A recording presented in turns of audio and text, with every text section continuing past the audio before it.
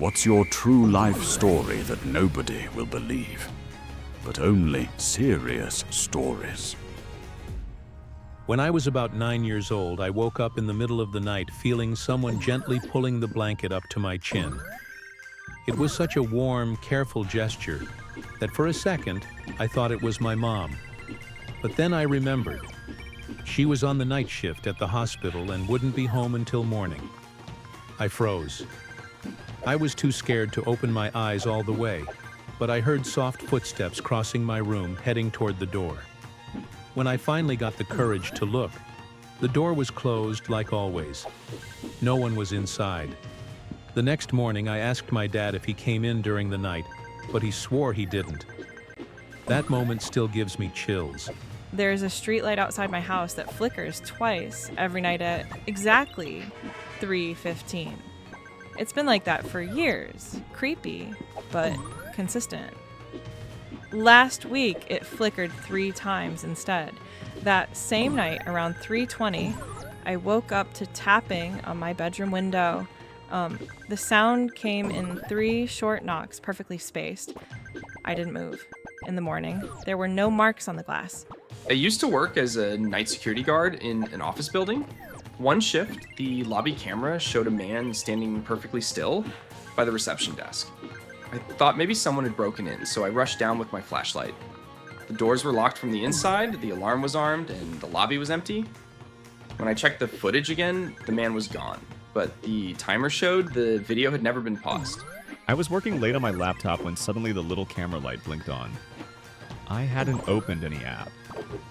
Later, I checked the video files. Somehow, there were clips of me sleeping. From angles my laptop couldn't possibly record, like the camera had moved around the room.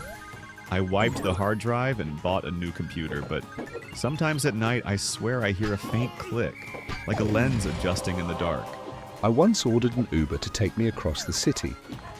The driver didn't ask for the address, he just started driving. I thought maybe the app had updated him, but after 20 minutes I realized he was taking me to a place I had never typed into my phone. An abandoned factory my dad used to work at, which I hadn't visited since childhood.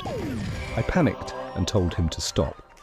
He just smiled and said, "I thought you wanted to go home." I never used the app again without double-checking the route. One night, my phone buzzed with a text message. It said, "Don't open the door." 2 seconds later, there was a knock. I froze in bed, staring at the door, trying to convince myself it was just a prank. But I lived in a locked apartment building.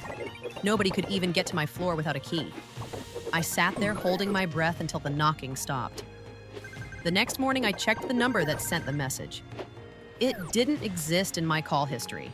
When my grandfather passed away, my family and I cleaned out his attic. In an old box, we found dozens of letters addressed to me. I was only 19 then, but the letters described moments from my life that had already happened. My first job, a car accident I had 2 years earlier, even the name of a friend I hadn't met until high school. The handwriting was definitely his. I can't explain how he knew these things, and no one else in the family can either. A few years ago, I stayed at this run-down roadside motel. Around 2 a.m., I woke up to the sound of someone whispering my name right outside the door. It wasn't loud, but it was clear, like they were leaning right up against it. I grabbed the courage to peek through the curtain, but the parking lot was empty. When I opened the door a crack, nobody was there, but the carpet in the hallway was wet with fresh footprints.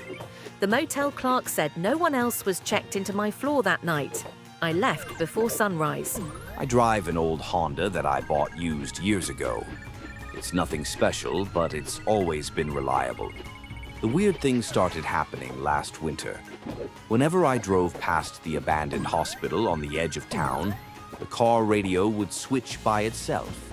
No matter what station I had on, it flipped to the same static-filled channel.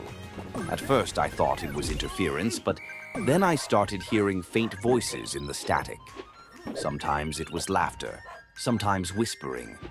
And once I swear I heard my own name. The creepiest moment happened on a snowy night. I was alone, heading home late. As I passed the hospital, the radio clicked over, and in the static I heard a voice say clearly, "Don't look left." Of course, I looked left. In one of the broken windows of the hospital's top floor, I saw someone standing there, a figure completely still, outlined against the dark. The next second, the radio cut back to normal music, like nothing had happened. I've driven past that hospital dozens of times since, but I've never looked left again. My upstairs neighbor moved out months ago. The apartment has been empty ever since.